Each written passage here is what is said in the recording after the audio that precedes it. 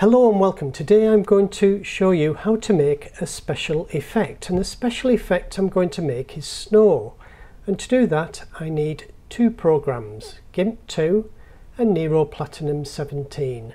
I'll leave a link in the description on this YouTube tutorial to where you can download these two programs.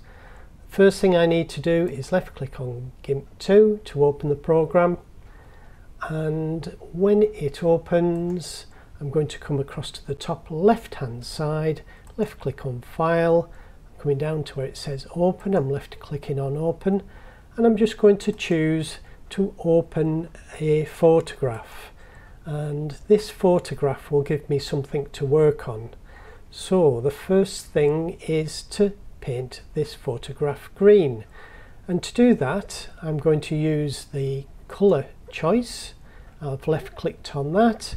I'm using a vivid green, which I'm clicking on OK, and then I'm going to select a brush by clicking on that symbol, and I need to scale a brush up, so I get on to where it says scale and pull it up. So I've got a big brush.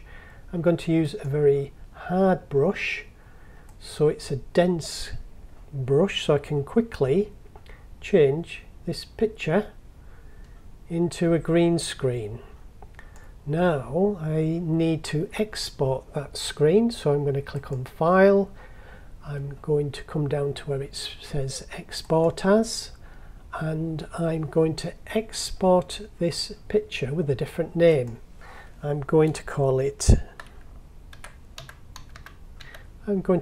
green, and it's in a JPEG format, and I'm just going to export that to my desktop where I have a folder, and the folder on my desktop is this one here. So I'll select that and click Export, and then I choose to export it in the highest quality, and I click Export, and the photo has gone into that storage system. So the next thing I need to do is use the rubber, and I select this eraser. Some people call it a rubber, some people call it an eraser, and I'm going to come over where I can right click, come down to where it says add an alpha channel and left click, and now if I use that eraser or rubber I can take out everything on this screen, and so I'm left with a clear image, because if I exported that it would be totally transparent. But I need to put some white onto this, so I need to come to where I can change the colour and left click. I'm going to choose a white colour, and I'm going to click OK, and I need to make the brush a smaller size, so I'm going to come down, and I know around about 35 is a good size, and I'm going to come across to the right hand side and choose a fuzzy type of brush, because snow is a fuzzy kind of thing. And then when I choose the brush and then click on the screen, I can get little white dots. Now the thing is not to move your mouse while you click, otherwise you get a streak. And I'm just going around the screen making lots of dots, all in random patterns, because the more random the pattern is, the more likely it is to look like snow. But I want random size snow as well, so I'm going to make the brush smaller to get a different size of dot or snowflake, and I just keep working away until I'm happy with what I've got.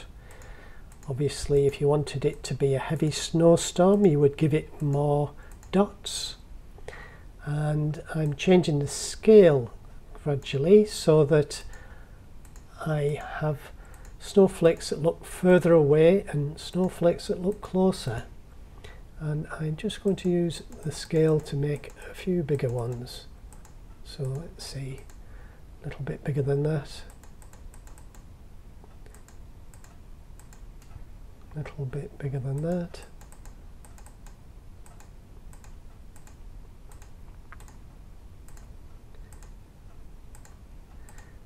when I think I have enough snow, oops, I went wrong there, I'm just going to rub that snowflake out, and then I will go back to my brush and put a few more snowflakes in. You just have to move the mouse slightly and you get a streak. Obviously it turns into a line rather than a little snowflake, and I think I'm happy with that now. And so what I need to do, a bit addictive, is to come up here where it says file. I'm going to export as, and I am going to export this as a PNG file, because a PNG file is a clear file. So I'm going to look for PNG, which is there, left click, I'm going to come up and rename this, and so I'm going to call it snow. I'm calling it 5, and I'm going to call it .png. It's important with a clear image like we're working with that you use a PNG file. And then I'm going to select where it's going to go on my desktop, and I click export, and I export it in the highest quality. I click on export, and there it goes. And if I now close out of this program, and now all of those files are in this storage folder, and to access them I'm going to use Nero Platinum 17. So I left click on the desktop icon, I left click on make video, I left click on make advanced movie, I come up to the top right hand side, left click on import, left click on import files. I then choose the files that I'm going to work with, and I then, holding down on control, I selected those files, I click on open, and they're imported. I'm going to hold down on control and unselect the green screen, and then I'm going to drag those 5 photos in, because I've made 5 different versions. I can now move them so that instead of them being pictures, which at the moment they are, I'm going to turn them into videos. And to do that, I'm working on the first one on video timeline 1, and I'm going to come across to where it says effects palette. I'm coming up to where it says position. I'm clicking on the box where it says keyframes, and I'm going to get hold of the screen and push up. And doing that gives me a dot, and I'm going to move that dot, which is a keyframe, to the beginning of the video, and then I'm going to pull down totally off the screen. I get another dot, I move that to the end. Now if I play that video, instead of them being dots, it's suddenly snow, and we have a video rather than a picture. And so I need to carry on doing this. I need to come to where it says position again, click on the box. I need to get hold of the screen and push it up out of the way. I need to push the frame to the beginning of our video, drag the screen down, move the frame to the end. Next picture, I need to choose use keyframes, push the image up, move the keyframe along, move the image down, move the keyframe along. And if I just scale it up, make sure I'm at the end, yes. Move along to the next picture, use position, keyframe, push up, out of the way, move the frame along, bring the image down, move the keyframe along, and finally I'm going to use position, use keyframe, push the image up, move the keyframe along, pull the image down, move the keyframe to the end. And so we've got a continual line of snow, but I want to overlap these. So the first thing I'm going to do is left click, hold and push this up onto video timeline 2. Then I'm going to left click, push up on the next one onto video timeline 3, and I'm going to let that play about 1 second after the first video starts to play, and I'm moving this next one to the 2-second point, and I'm moving the next one to the 3-second point, and I'm moving the last one to the 4-second point. And then I'm going to use the copy tool, which is a case of left clicking, then clicking on copy, moving the timeline to the end, right clicking and clicking paste, and I'll do that again at the end here and click paste, and then I'll do the same with this one. So I'm going to click copy, move the timeline to the end of the video, click paste, the end of the video, click paste, and I'm going to do the same with a video timeline 4. I'm going to do copy, because each one of these is a different image, otherwise a pattern would start to form, and I want the snow to look random rather than regular.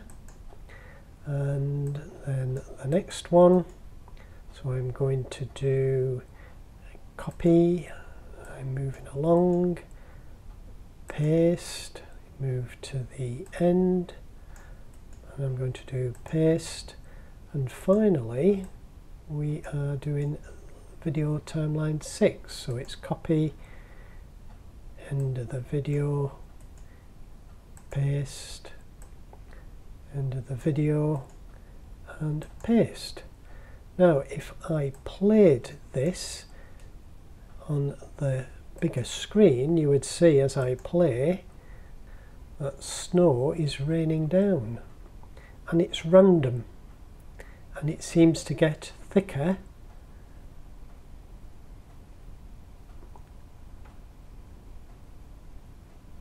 and then it stops, because obviously that's after it's been snowing for 16 seconds. I've run out of video. I could carry on, make it as long as I wanted to, but it's just really just to give you a demonstration of how this technique works. Now it's a bit cumbersome having all this. I can use it though. I could go and import a file. I'll use a picture that I have here, and I'm going to bring this image into video timeline 1, and I'm going to make it the length of the video. It's only a still picture, and I'll scale it up so it fits, and I'm going to play, and you'll see that it appears to be snowing.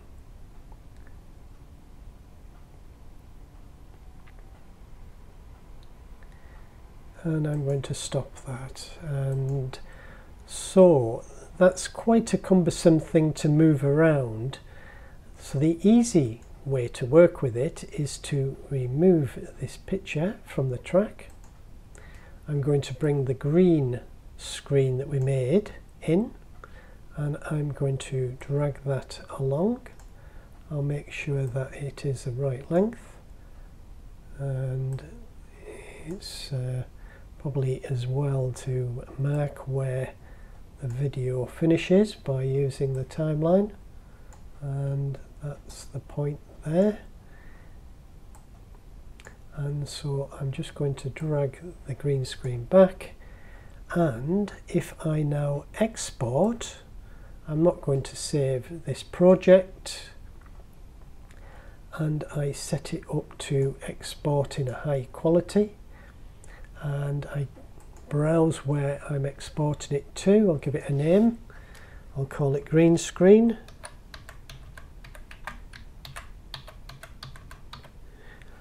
And I'm going to save it. I'm going to save it onto the desktop, again in that new folder.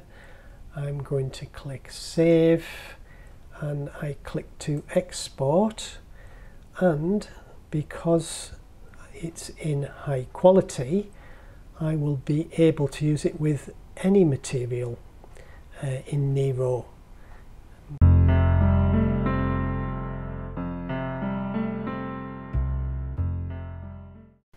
And that's it completed. So I click OK, and what I now can do is import that video, and it's called green screen. I click to open, and I can then, when it's completed, I can click on the green screen and drop it onto a video timeline. And if I click to play, obviously you can see the snow, but I want to remove the green screen. See, now I only have one video timeline that I'm working with, and I can move it around wherever I want to. So if I went back to my pictures of, say, this young lady and a dog, and I move that along like that, and I then remove the green screen by using my effects palette, I come to where it tells me the keying. I click on chroma key, drop that onto the video, use this picker, choose the color I want to remove, and there you are. I can see through the green. If I select the screen want to work with, so that I can fit the young lady and dog to the screen, and then if I play, I have snow falling. You can see the snow. And if I wanted to make it even more effective, I could import another image, and this image is here. I've cut out the lady and the dog, and I've used a PNG file. I've shown you in a previous tutorial how you can do that. I'm going to select that image. So if I bring the young lady in and drop her onto the timeline, and then scale her to fit, now what I have then is two images, one overlaid over the top of the other, and because I have removed the background using a PNG file with GIMP, what I can now do is bring a green screen in again. I click on chroma key, drop that onto the video, use this picker, and now we will have snow in front and behind the dog. And I've made a few deliberate mistakes, and if I play this video, you'll notice that the snow as it falls doesn't appear to be falling behind the lady and the dog. So why is that? Well, let's just stop this video and go back. The easiest way to explain this is to move this green screen one frame out of sync. But as you look here at my work, I've not extended this image, and it needs to be the length of the video. So let's put that first mistake right. Now, to show you my second deliberate mistake, I'll scale right up, and I'm going to get hold of this screen, left click and move it one frame along, and that should be one frame along. Let's just see that that actually has happened. No, it hasn't. I think it's moved one frame along now. It's moved a bit. It's been a little bit awkward. Let's just make sure, yes, that's the least that I appear to be able to move that frame. So let's go again to full screen, and I'm going to click and play. And what you'll notice as the snow starts to fall is there is a pattern appearing. And what that is, if I stop, these dots here are the snow, but they're out of line with each other. They're one frame behind. So if they were in line with each other, you wouldn't see them. It would appear to be snowing in front, and it'd be going down the back of that lady, but you wouldn't be able to see it because of the lady until it appeared at the bottom of her feet or on the ground. And so what I need to do is go back, and I'll undo that last move so that the green screen is in line, and I need to flip this top video, this green screen. And to do that, I come to adjust and left click, I click on flip and I drag that down, and when I let go of that image, now the snow is out of sync with each other. It's turned that image round.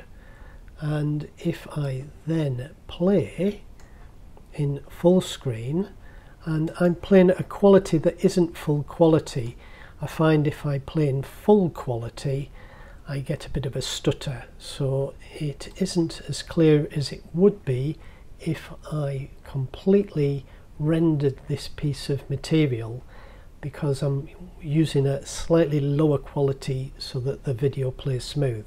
But I'll play the video now, and if you notice, snow is falling in the background as well as in the foreground. It's a bit difficult to see because I've chosen a very light background. If I'd have thought on, I would have had something darker in the background to make the snow stand out more, but hey, we live and learn. And there we go, that is the end of this tutorial. I hope you enjoyed this video, and I look forward to seeing you next time.